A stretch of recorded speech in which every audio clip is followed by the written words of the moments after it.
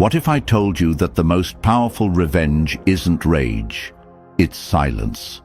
That the loudest comeback isn't words, it's walking away without looking back, not slamming doors, not screaming to be heard, not proving a point, just leaving, quietly, completely, and with your head held high. Because there comes a moment in life when you realize that not everyone deserves a reaction. Not every insult deserves a clapback. Not every betrayal deserves your tears. And not every goodbye needs closure. When someone hurts you, betrays your trust, disappears when you needed them most, or plays games with your heart, the first instinct is to try and fix it, to ask why, to seek justice, or to win back the respect you were never truly given in the first place. You might find yourself overthinking, rewriting messages, trying to decode their behavior like a puzzle that deep down you already know doesn't fit. But here's the truth. They already knew how much they were hurting you, and they still did it anyway. So, what do you do when words won't change the outcome? You stop talking, you stop explaining, you stop begging to be seen, you rise. You don't win by fighting for their attention. You win by withdrawing yours, by taking all the energy you gave them, every second, every thought, every ounce of your love, and giving it back to yourself, piece by piece, day by day. You reclaim your time, your dignity, your presence, because that's what they never expected. They expected you to wait, to chase, to check in, to stay stuck on a chapter they already finished reading. But the greatest revenge isn't wishing them pain. It's becoming so healed, so grounded, so unapologetically whole that they couldn't reach you even if they tried. You become the lesson, not by teaching it with words, but by being the evidence that losing you was the consequence of their choices. And when that silence hits them, when your absence speaks louder than your presence ever did, they'll realize you were never the one to lose. So if you're holding on, waiting for that message, that closure, that apology, this is your sign. Let go, not for them, for you. I want you to drop this affirmation in the comments. I rise by releasing what no longer serves me. Let's get into it. Number 1, you reclaim the power they took from you. There's a quiet kind of suffering that comes with emotional limbo, the refreshing of their page, the late-night thoughts, the phantom hope that maybe today will be different, that maybe this time they'll realize what they lost. But here's what you need to understand. Every moment you stay tethered to someone who's already emotionally detached from you, you're leaking power, not because they're stronger, smarter, or better, but because you're still giving them mental and emotional access they no longer deserve.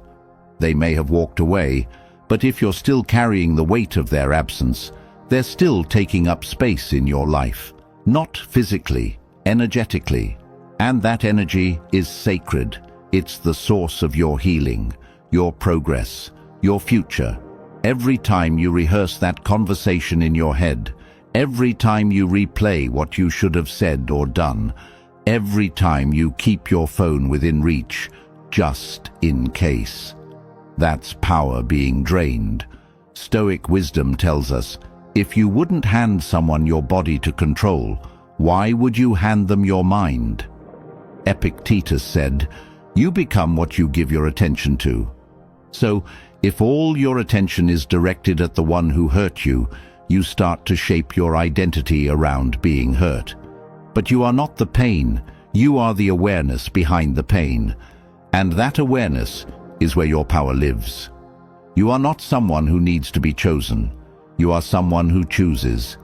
And when you decide to stop focusing on what left and start pouring into what remains, yourself, you shift from being a passive receiver of pain to an active creator of peace. There is no revenge more powerful than emotional indifference, not bitterness, not spite, stillness, because it takes nothing from them, but it gives everything back to you. So start where it hurts the most.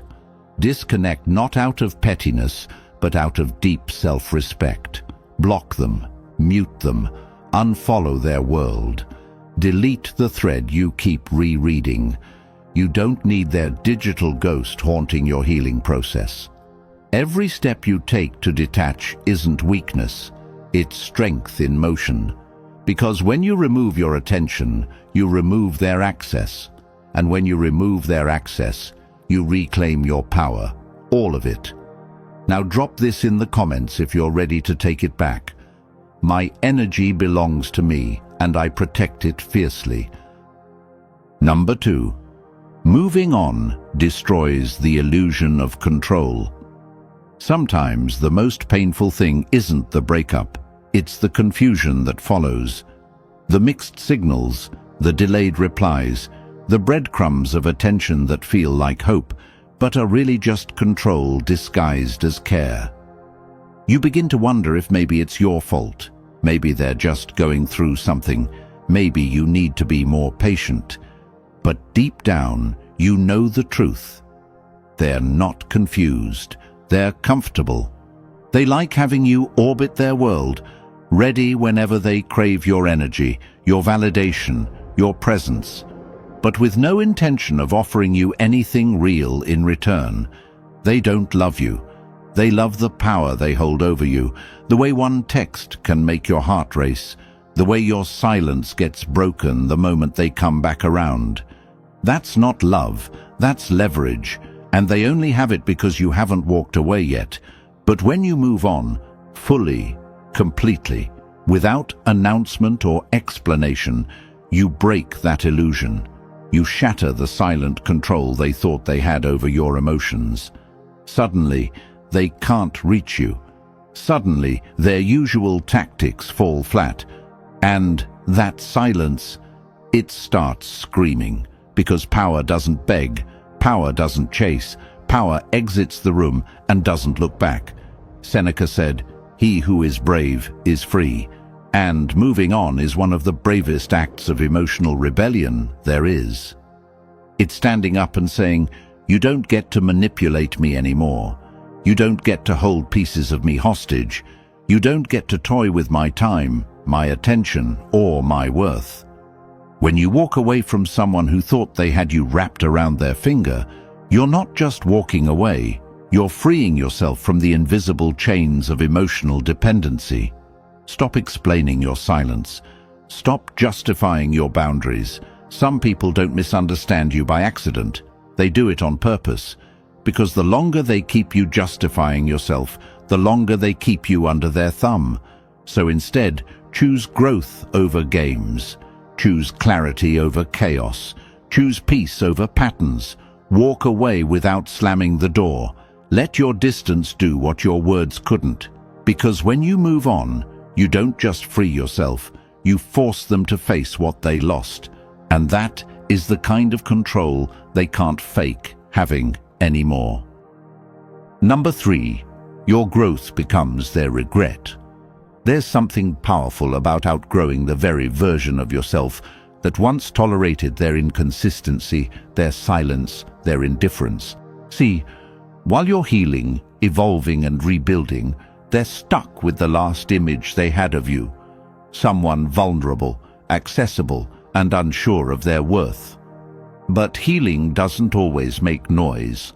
It happens in quiet moments, in daily choices, in the silent decision to stop breaking your own heart, waiting for someone else to value it. And by the time they look back, expecting to find the old you, they're met with someone they can no longer recognize and no longer reach. That's the kind of growth they never see coming. Because people don't expect you to rise.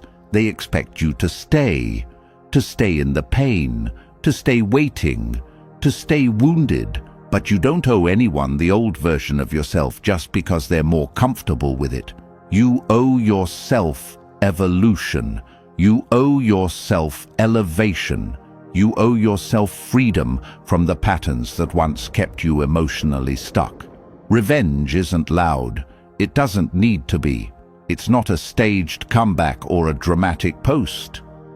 It's you showing up to your own life with presence, power, and purpose. It's you doing the inner work, learning discipline, creating boundaries, nurturing your peace, protecting your energy. It's you building something real inside yourself that no one can take away again. That's what they never counted on. Marcus Aurelius said, "The best revenge is not to be like your enemy. Don't let pain turn you cold. Don't let heartbreak make you bitter. Don't mirror the same emotional immaturity that hurt you. Instead, use that fire to light your path forward. Let their absence be the space you use to rediscover yourself, not for them to notice, but for you to be whole. So go build. Build a body that's healthy, a mind that's calm, a career that excites you, a lifestyle that reflects your worth. Not to impress, not to attract, but to evolve. Because when you grow in silence and protect your transformation, the day they come back around, you'll realize they no longer have access. Not because you hate them, but because you outgrew the version of yourself that needed them. And that's where the real revenge lives. Number 4, they expect your destruction, not your elevation. Here's the brutal reality most people don't want to admit. Not everyone who hurt you did it by accident. Some did it with precision, with calculation, with the quiet hope that it would break you, that you'd collapse, that you'd spiral into a version of yourself so consumed by pain that you'd never rise from it. It fed their ego to think they had that kind of power over you, to walk away as if you'd never recover, to discard you and assume you'd stay shattered.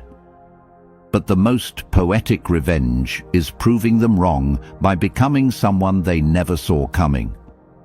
When you choose to move forward, to build in silence, to elevate without needing validation, you dismantle the entire narrative they had in their head about you.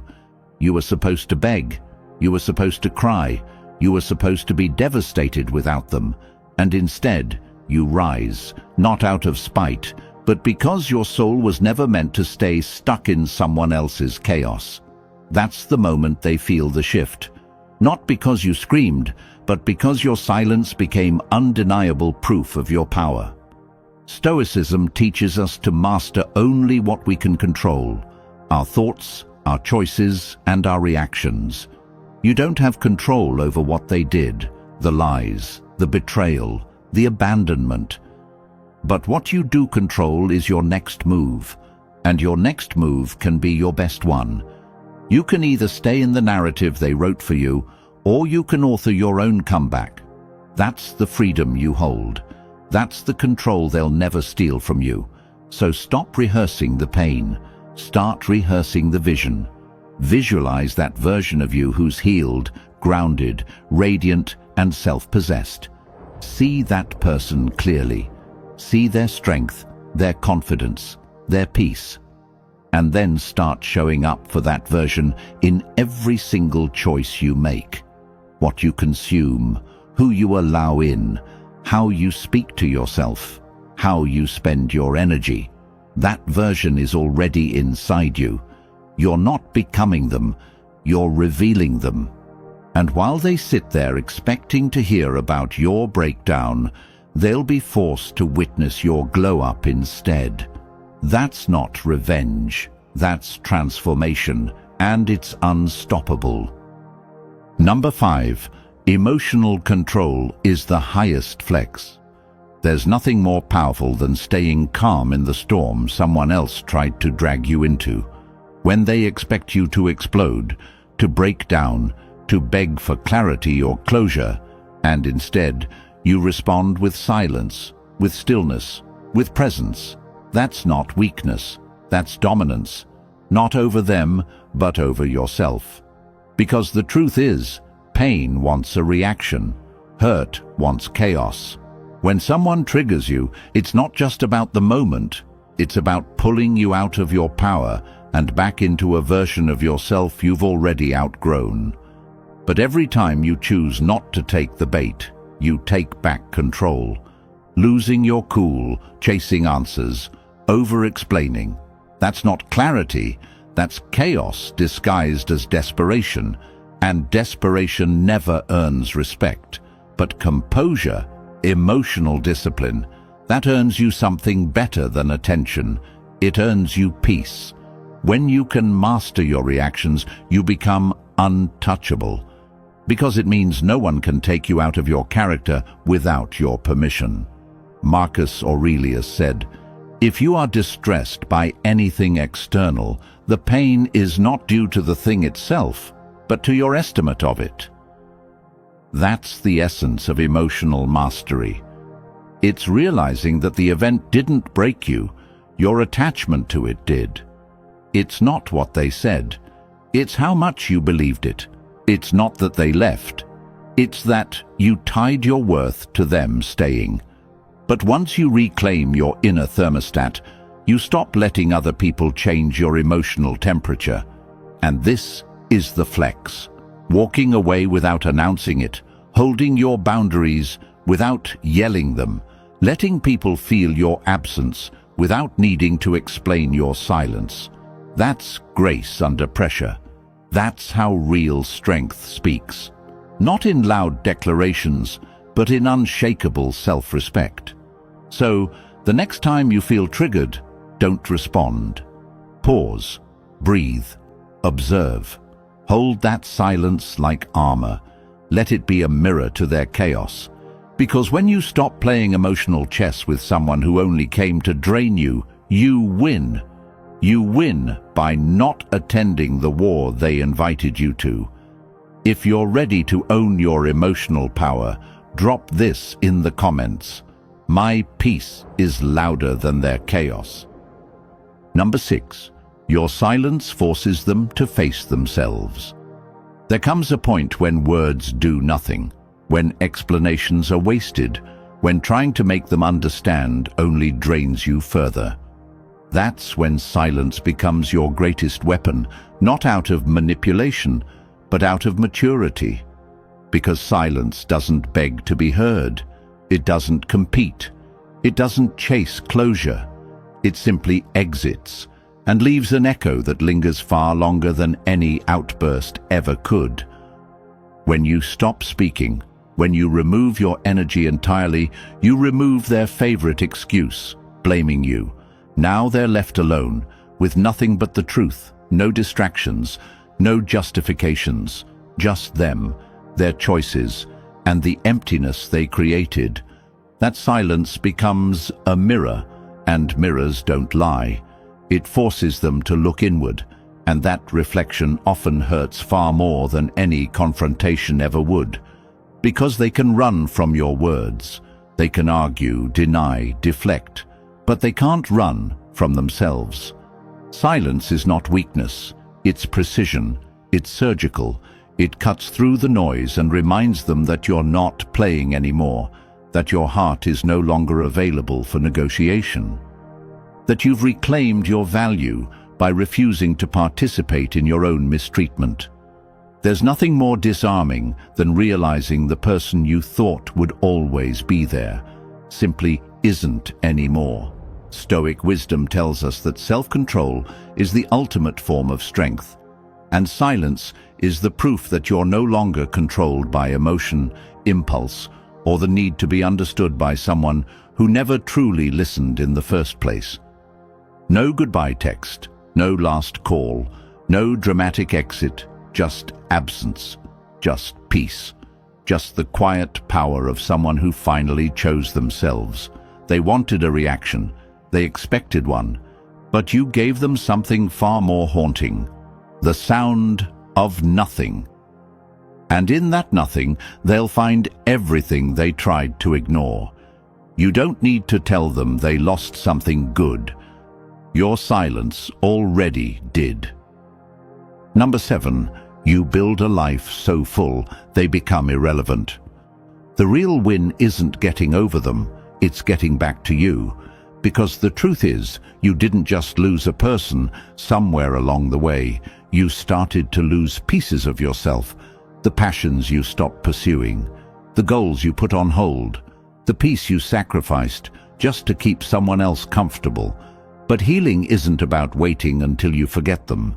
It's about remembering who you were before they ever entered the picture, and who you're still meant to become. You see, most people try to move on by running from the pain. But the real transformation happens when you stop running and start rebuilding. When you shift your focus inward and say, "What do I need to feel alive again?" Because that's where the magic lives. Not in revenge, not in rebound distractions, but in fulfillment. In a life so full of meaning that their absence doesn't even register as a loss anymore. Aristotle once said, "Happiness depends on self-sufficiency." That means your joy, your peace, your energy, it doesn't come from them. It comes from you, from waking up with purpose, from surrounding yourself with people who value your presence, from doing things that energize your soul, even if no one's clapping for you. That's how you make someone irrelevant, not by hating them, but by building a reality so vibrant they simply don't fit in it anymore. So here's your move. Make a reclaim list.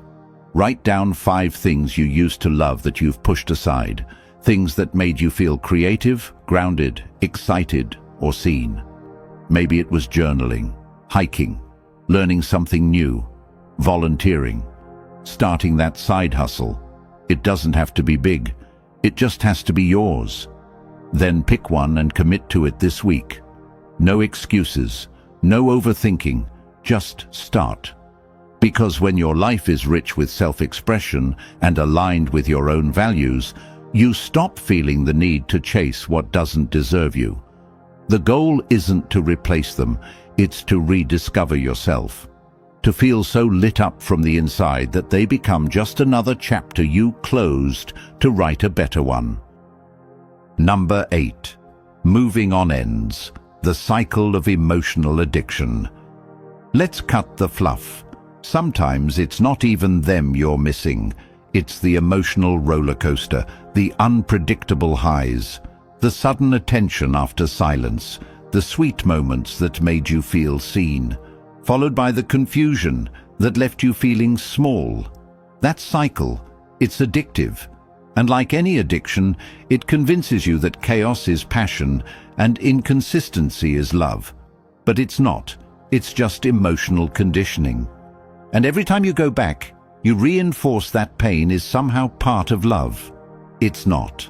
The human brain gets addicted to unpredictability. The dopamine spikes when they randomly show up. The adrenaline rush when you don't know where you stand. But real connection doesn't leave you anxious. Real love doesn't make you guess. So when you decide to move on, what you're really doing is detoxing from emotional instability. And yes, that process is uncomfortable. Yes, there will be withdrawal. But healing isn't about feeling good. It's about feeling free. Epictetus said, "Freedom is the only worthy goal in life. It is won by disregarding things that lie beyond our control." That includes their moods, their attention, their validation. You can't control any of that. But you can control whether you stay hooked to something that keeps hurting you. You can choose peace over patterns. You can choose stability over temporary highs. Here's how. First, acknowledge the emotional addiction. Call it what it is. Stop romanticizing what was actually toxic. Then grab a journal and start tracking the patterns. When did you feel anxious, ignored, elated, betrayed? Name the cycle. Then ask yourself, how do I want to feel moving forward? Secure, calm, empowered. Write that down, because what you name, you can change. You're not crazy, you're healing. You're not weak, you're rewiring. And every day you resist going back, you're breaking the pattern that tried to keep you small. Number 9, you become someone they can never reach again. There's a version of you that tolerated less, that shrunk to be accepted, that stayed silent to avoid conflict, that bent over backwards just to feel chosen for a moment. That version of you, while strong in their own way, is gone now, because real healing doesn't just mean letting go of them.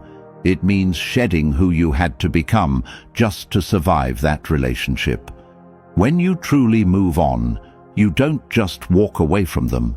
You walk away from the patterns, the people-pleasing, the identity you built around proving your worth. And when they come back, and let's be real, they usually do, they won't be able to reach you. Not because you block them, not because you're holding a grudge, but because you've evolved into someone who no longer fits in the same emotional space where they used to have access.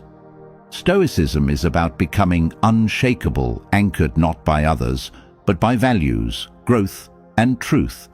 And your truth is this: you outgrew the version of you that kept making excuses for their inconsistency. That version was a chapter, not your whole story.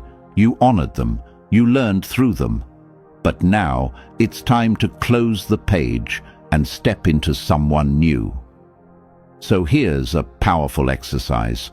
Write a letter to your old self, the version of you who stayed too long, who didn't know their value, who kept hoping they'd change. Thank that version, because they got you through the hardest parts. They kept your heart beating while it broke. But now, let them go. Release them with love, because they were never meant to carry you into this new season of strength, self-respect, and clarity. You're not bitter. You're just unavailable to the energy that once drained you. That's the real glow-up. Becoming unreachable, not in pride, but in progress. Number 10. Moving on makes you emotionally untouchable. The moment you stop craving what hurt you is the moment you step into true power. You no longer look at them with longing. You look at the experience with wisdom. That's the real shift. Not just getting over a person, but outgrowing the version of yourself that once tolerated emotional confusion. When you move on, you don't just say, "I'm done." You mean it deep in your bones. You don't want them back. You don't want their patterns. You don't want to repeat the lesson. You begin responding to life from clarity, not wounds. That's what makes you emotionally untouchable, not because you've built walls, but because you've built standards. You're not cold, you're just clear. You're not bitter, you're just better. The chaos they once brought, it doesn't tempt you anymore. The games that once kept you up at night, they bore you now. You've risen above the noise because your peace is now your priority. To be stoic is not to be emotionless, the wisdom goes, but to remain unaffected by emotion. That's the goal, not to suppress your feelings, but to rule over them with awareness, grace, and self-respect. You don't chase closure. You don't argue for your worth. You don't perform for approval. You simply walk with confidence and let your energy speak before you ever say a word. Start every morning with intention. Before the world demands anything from you, center yourself with this declaration: I don't chase. I attract peace, power, and purpose. I walk away from anything that confuses my value. Let that be your compass. Let that be your protection. Let that be your new normal. Pain will visit, no doubt, but staying in pain, that's optional. You don't need explanations. You don't need them to understand. What you need is to rise, on your own terms, with your head held high. Moving on isn't just revenge, it's a revolution. It says, you no longer define me. It turns heartbreak into healing, doubt into confidence, silence into power. That's the legacy you're building now. If you're sitting there feeling shattered, let this moment be your turning point. Not tomorrow, not when they reach out. Now, walk forward, even if your legs shake. Walk with purpose. Drop your favorite affirmation from this video in the comments. I want to see your power in words. Subscribe for more truth, more strength, and more of the fire you deserve to carry. And above all, never forget this. Choosing yourself isn't selfish. It's survival. And that is how legends are made.